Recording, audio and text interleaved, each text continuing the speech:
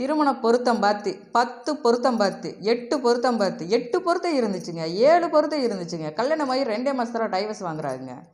கணவன் மனைவி பிரிஞ்சுட்டாங்க. மேடை மட்டும் போய் கல்யாணம் நின்று போச்சுங்க. ஆனால் பொருத்தமெல்லாம் பார்த்தா கல்யாணம் நடக்குன்னு சொன்னாங்க. அப்படி இருந்து ஏங்க இப்படி நின்று போச்சு? இப்படியெல்லாம் சொல்கிறாங்க. அதை பற்றி தான் இந்த பதிவில் நம்ம பார்க்க போகிறோம். வணக்கம் நண்பர்களே, வாழ்க வளமுடன். உங்கள் ஜோதிடர் ஜோதிமணி, திருப்பூரில் இருந்தேங்க.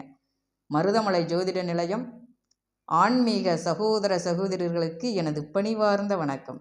இந்த பதிவு திருமணம் பார்த்து, அதாவது ஜோதிடமும் திருமண வாழ்க்கையும், பதிவு 1. இதை பற்றி நிறைய நம்ம பேசலாம். இப்போதைக்கு முடிந்த அளவுக்கு சொல்கிறேன். ஜோதிடமும் திருமண வாழ்க்கையும் பொய்யான ஜாதகமா? இதுதாங்க தலைப்பு. பொய்யான ஜாதகமா? அது என்ன பொய்யான ஜாதகம்?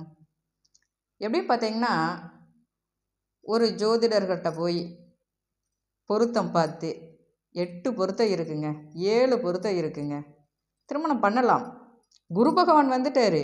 குரு பகவான் 1ஆம் இடத்துல, 2ஆம் இடத்துல, 4ஆம் இடத்துல, 7ஆம் இடத்துல, 10ஆம் இடத்துல, 11ஆம் இடத்துல, இதெல்லாம் குரு பகவான் வரும் பொழுது திருமணம் கண்டிப்பாக நடக்கும். குரு பகவான் குரு பயிற்சியில் இதைத்தானே நம்ம சொல்கிறோம். இந்த வருஷம் குரு பகவான் 4ஆம் இடத்துக்கு வர்றாரு. உங்களுக்கு திருமணம் நடக்கும், குழந்தை பாக்கியம் கிடைக்கும். 7ஆம் இடத்துக்கு வர்றாரு, கலஸ்திர தானத்துக்கு வர்றாரு. திருமணம் நடக்கும், குழந்தை பாக்கியம் கிடைக்கும். தான் சொல்கிறோம் இல்லையா? அப்படி இருந்து ஏன் டைவர்ஸ் ஆகுது? பொருத்தம் பார்த்து தானே நாங்கள் கல்யாணம் பண்ணுறோம். இப்போ சமீபத்தில் கூட இங்கே அவினாசி பக்கம், நான் திருப்பூரில் இருக்கிற அவினாசி பக்கம், ஒரு பொண்ணு நல்லா நிறைய நகை போட்டு கார் வாங்கி கொடுத்து நல்ல முறையாக கல்யாணம் பண்ணாங்க. 40 நாள் என்னமோ தான் தற்கொலை பண்ணிட்டாங்க. அப்போ ஜோதிடம் பொய்யா, ஜாதகம் பொய்யா? ஜோதிடம் சொல்வதில் பொய்யா, ஜாதகமே பொய்யா? நீங்கள் கொடுக்குற ஜாதகம் பொய்யா? அவங்களுக்கு ஜாதகம் பார்க்க தெரியாதுங்க, ஜோசியம் பார்க்க தெரியாதுங்க. சும்மா ஏதோ ஆஃபீஸ் போட்டு உட்காந்துருக்குறாங்க, வந்தால் எனத்தவோ சொல்லி காசு வாங்குறாங்க, அவ்வளோதாங்க. அப்படி யோசிக்கிறீங்களா? ஜோதிடம் பொய்யாகாது. ஏன்னா ஜோதிடம் யுகம் யுகமாக வாழ்ந்து கொண்டு இருக்கிறது. இந்த யுகத்தில் இல்லைங்க, 4 யுகத்துலையும் ஜோதிடம் இருக்குது. அந்த யுகங்களை எல்லாம் ஏடுகளில் எடுத்து பார்க்கும் பொழுது ஜோதிட ரீதியாக அவங்க வாழ்க்கையில் எப்படி அந்த இருக்கிற கஷ்டங்களை அவர்களுக்கு சாதகமாக திருப்பிட்டாங்களோ அப்படிங்கிறத பற்றியெல்லாம் அந்த ஏடுகளில் கொடுக்கப்பட்டிருக்கு. ஆனால் இங்கே இப்படி இல்லைங்க. பொதுவாக வாழ்க்கை அப்படின்னாலே பிரச்சனை இருக்கும். திருமண வாழ்க்கைனா நிறைய பிரச்சனை இருக்கும். அனுசரிப்பு தன்மை வேணும், அதுதான் முதல் முக்கியம். ஆணுக்கும் சரி பெண்ணுக்கும் சரி அனுசரித்து போகக்கூடிய தன்மை வேணும். இந்த அனுசரிப்பு தன்மை அப்படிங்கிறது 2 பேர்த்துக்குமே இல்லை. அனுசரித்து போகிறது அப்படின்னா என்னன்னே தெரியல இப்போது. அதுதான் முதல் பாயிண்ட்டே அதுதான். அனுசரிக்கிறதுனா என்ன? எதுக்கு அனுசரித்து போகணும்? நான் ஏன் அவங்களுக்கு அனுசரித்து போகணும்? ஏதோ கம்பெனியில் போய் வேலை செய்கிற இடத்துல, ஒரு ஆஃபீஸில் போய் வேலை செய்கிற இடத்துல நமக்கு மேலே இருக்கிற உயர் அதிகாரி திட்டுறாங்க. ஆனாலும் அதை அனுசரித்து அந்த வேலையை அவங்களுக்கு முடிச்சு கொடுத்துட்டு தானே வர்றீங்க. வாழ்க்கை முழுவதும் வாழ்க்கை துணையாக வரக்கூடிய ஒரு நபருக்கு சின்ன சின்ன குணாதிசயங்களை மாற்றிக்கொண்டு அனுசரித்து போகிறதுல என்ன தப்பு? நம்ம பாட்டா பாட்டி கொள்ளு பாட்டா அவங்களெல்லாம் எடுத்துட்டிங்கன்னா 12 குழந்தை பெற்றாங்க, 8 குழந்தைங்க பெற்றாங்க.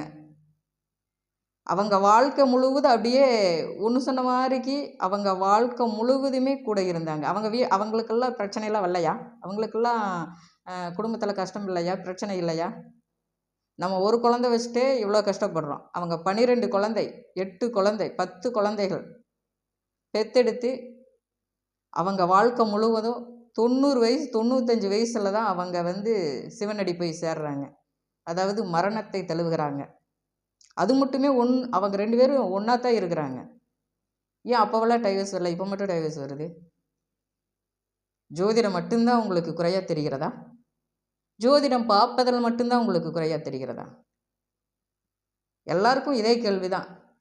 பொருத்தம் பார்த்து திருமணம் செய்கிறோம், திருமணம் நின்று போச்சு. அப்போ ஜாதகம் பார்த்தது பொய்யா? ஜாதகம் பார்த்தது பொய்யா? ஜாதகமே பொய்யா? ஜாதகந்தாங்க போய். எப்படி சொல்கிறேன் அப்படின்னா, நானே ஓரளவுக்கு பேசுகிறேன் ஜோதிடத்தில். என்னுடைய குரு எந்த அளவுக்கு இருப்பாங்க, என்னுடைய பாட்டா எந்த அளவுக்கு ஜாதகம் பார்ப்பாங்க, ஊர் ஜோசிகாருன்னா எந்த அளவுக்கு அந்த ஜோதிடத்தில் அவங்களுக்கு அனுபவம் இருக்கும். அப்படி இருக்கிறவங்க கிட்ட ஒரு நபர் வந்தாங்க, ஒரு அம்மா வந்தாங்க. அவங்களுடைய மகளுடைய ஜாதகத்தையும் மருமகனுடைய ஜாதகத்தையும் கொண்டு வந்தாங்க. கொண்டு வந்து கொடுத்தாங்க எங்கள் பாட்டப்பாகிட்ட. அவர் எடுத்து அந்த ஜாதகத்தை பார்த்துட்டு, அம்மா இந்த ஜாதகம் நல்லாத்தாம்மா இருக்குது, 2 பேரும் ஒத்துமையாக இருப்பாங்க, அனுசரித்து போவாங்க அப்படின்னு சொன்னார். அந்த அம்மாவுக்கு கோபம் வந்துருச்சு. ஜாதகம் கொண்டு வந்து கொடுத்த அம்மாவுக்கு கோபம் வந்துருச்சு. நீங்களாம் ஒரு ஜோசிகாரரா? என் மகளும் என் மருமகனும் பிரிஞ்சிருக்கிறாங்க. இப்போது 2 பேரும் சண்டை போட்டு டைவர்ஸ் ஆகிற நிலையில் இருக்கிறாங்க. என் மக வந்து என் வீட்டுக்கு வந்துருச்சு, மருமகன் அவரோட வீட்டில் இருக்கிறார். டைவர்ஸ் கேட்குற நிலையில் இருக்கிறாங்க. பயங்கர சண்டை. நீங்கள் அந்த ஜாதகத்தை பார்த்துட்டு சேர்ந்து இருப்பாங்க அப்படின்னு எப்படி சொல்கிறீங்க அப்படின்னு கேட்குறாங்க. இந்த ஜாதகத்தில் ஏன்னா வந்து நம்ம வந்து அவங்கள பார்க்கல, அவங்க கொடுக்குற அந்த வருஷம், மாதம், தேதி, டயம், பிறந்த ஊர், இந்த 5 மட்டுமே வச்சு ஒரு ஜாதகத்தை கணிச்சு ஒரு ஜாதகத்தை போட்டு அதில் என்ன பலன் வருதோ அதைத்தான் நம்ம சொல்கிறோம். இந்த ஜாதக பிரகாரம் மகனும் உன்னுடைய மகளும் மருமகனும் சந்தோஷமாக இருப்பாங்க, பிரிய மாட்டாங்க அப்படின்னு எங்கள் பாட்டப்பா சொன்னார். அந்த அம்மா திட்டிட்டு, எங்கள் பாட்டப்பாவை திட்டிட்டு, உனக்கு ஜாதகம் பலாம் பார்க்க தெரியாது, நீ வந்து பொய் சொல்லிகிட்ருக்கிற, எதுக்கு ஏமாற்றிட்டுருக்கிற, ஊரை ஏமாற்றிட்டுருக்கிற அப்படிலாம் சொல்லிவிட்டு ஜாதகத்தை எடுத்துகிட்டு போயிடுச்சு. ஒரு 2 மாதம் கிளம்பிச்சு அந்த அம்மா திரும்பவும் ஜாதகத்தை எடுத்துகிட்டு வந்துச்சு. அப்படியே எடுத்துகிட்டு வந்து அமைதியாக வந்து, சாமி அப்படின்னுச்சு. என்னம்மா அன்னைக்கே பேசிட்டு போனேன், இன்னைக்கு என்ன கொண்டு வந்திருக்க அப்படின்னு கேட்கவே, நீங்கள் சொன்னதெல்லாம் உண்மைதானுங்க சாமி. ஏன்னா கிராம சைடெல்லாம் வந்து இந்த பூசாரிக ஜோதிடர்களை வந்து சுவாமின்னு கூப்பிட்றது அந்த ஊர் பழக்கமாக இருக்கும். சொன்னதெல்லாம் உண்மைதானுங்க. ஏன்னு கேட்டிங்கன்னா, ஒரு பொண்ணுடைய ஜாதகத்தை வச்சு தான் வரன் பார்ப்பாங்க. பையனுடைய ஜாதகத்தை வச்சு வரன் பார்க்க மாட்டாங்க, பொண்ணுடைய ஜாதகத்தை வச்சு தான் வரன் பார்ப்பாங்க.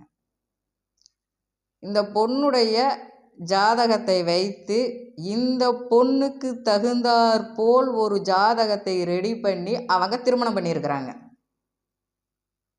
இந்த பொண்ணுடைய ஜாதகத்தை இந்த அம்மா கொண்டு வந்து சொல்லுங்களா, மகளுடைய ஜாதகத்தையும் மருமகனுடைய ஜாதகத்தையும் தன்னுடைய மகளுடைய ஜாதகத்தை வைத்து அந்த ஜாதகத்துக்கு பொருத்தமான ஒரு ஜாதகத்தை ரெடி பண்ணி திருமணம் நடந்திருக்கு.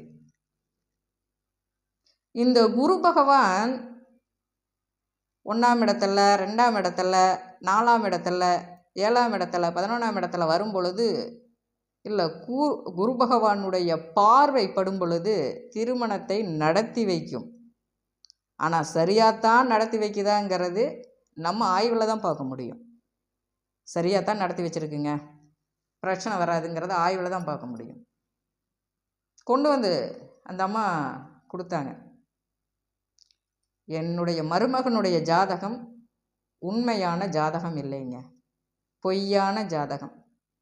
இதை வச்சு தான் என் மகளை அவங்க திருமணம் பண்ணியிருக்கிறாங்க. எங்களை வந்து ஏமாற்றி திருமணம் பண்ணியிருக்கிறாங்க. இப்போ அவிநாசியில் நடந்ததல்லவா, எவ்வளோ பெரிய வசதியானவங்க, நகை போட்டிருக்கிறாங்க, கார் வாங்கி கொடுத்துருக்குறாங்க, அந்த பொண்ணை நல்ல முறையை படிக்க வச்சுருக்குறாங்க, பரம்பரை வசதியானவங்க 2 பேருமே. இப்போ என்ன நடந்திருக்குன்னா, அங்கேயும் இதுதான் நடந்திருக்கு.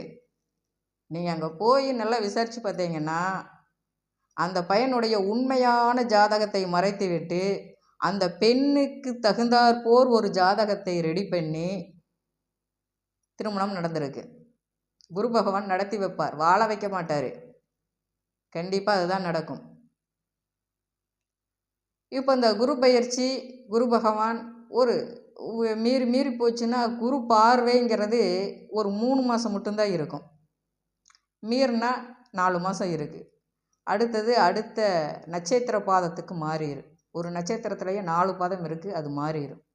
இப்போ அந்த பொண்ணுக்கு திருமணம் ஆகிறதுக்கு முன்னாடி ஒரு மாதம் முன்னாடி அந்த குரு பார்வை வந்திருக்கலாம்.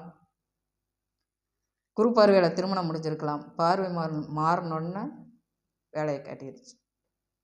உண்மையிலுமே அப்படித்தாங்க. சரி, எப்படித்தான் பார்க்கலாம் அப்படின்னா,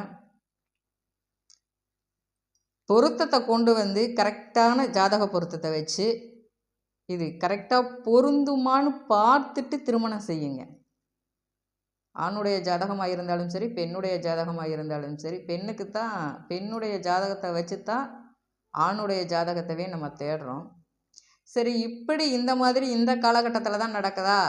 உங்கள் பாட்டா பாட்டி காலத்தில் எல்லாம் நடக்கலையான்னு கேட்டால் நடந்துச்சு. பாட்டா பாட்டி காலத்துலையும் என்னுடைய கொள்ளு பாட்டா காலத்துலையும் இந்த மாதிரி ஜாதகம் ரெடி பண்ணி திருமணம் பண்ணினாங்க.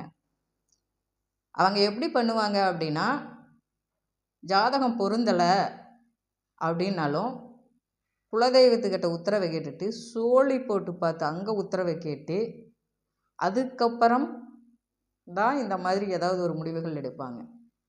இவங்க 2 பேரும் மனப்பொருத்தமாயிருச்சு, அதாவது மனசு ஒத்து போயிடுச்சு, ஜாதகம் பொருந்தலை அப்படின்னாலும் சோழி போட்டு பார்த்துட்டு குலதெய்வத்துக்கிட்ட உத்தரவை கேட்டுட்டு அதுக்கப்புறம் ஒரு ஜாதகத்தை ரெடி பண்ணி சரி இதை பொண்ணுக்கிட்ட கொண்டு போய் கொடுத்து பொண்ணு வீட்டார்கிட்ட கொண்டு போய் கொடுத்து திருமணத்தை சம்மதிக்க வையுங்க. அப்படி தான் பண்ணுவாங்க. ஆனால் இன்றைய காலகட்டத்தில் அப்படிலாம் இல்லை. பணத்துக்காக இப்படி பண்ணுறாங்க. இப்படித்தாங்க நடந்துட்டுருக்கு. எப்படி பார்க்கலாம் அப்படின்னா, முதல்ல ஜோதிடர்கிட்ட இது கரெக்டான பொருத்தம் இருக்கா அப்படின்னு கேளுங்க. இதை பொருத்தம் தான் பண்ணி கொடுங்கன்னு கேட்காதீங்க. இந்த 2 ஜாதகத்தை பொருத்தம் பண்ணி கொடுங்கன்னு தான் முக்கால்வாசி பேர் கேட்குறீங்க. அப்படி கேட்காதீங்க. அது கேட்குறது உங்களுக்கு தான் பிரச்சனையை கொடுக்கும். எனக்கு கிட்டத்தட்ட ஒரு 30 வருஷ அனுபவம் இருக்குது. ஏன்னா நான் ஜோதிடத்துக்குள்ளே தான் இருக்கேன்.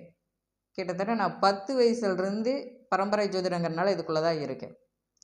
பொருத்தம் பார்ப்பது எப்படி பார்க்கலாம், இல்லை மக்கள் ஜோதிடர்கள்கிட்ட எப்படி பொருத்தம் பார்த்து கொடுங்கன்னு கேட்குறாங்க. இல்லை பொதுவாக எப்படித்தான் பொருத்தம் பார்க்கணும், இதுதான் முறையா, இப்படி பார்த்தா பிரச்சனை வராதா அப்படிங்கிறத பற்றி அடுத்த பதிவில் பார்க்கலாம். நன்றி, வணக்கம் நண்பர்களே.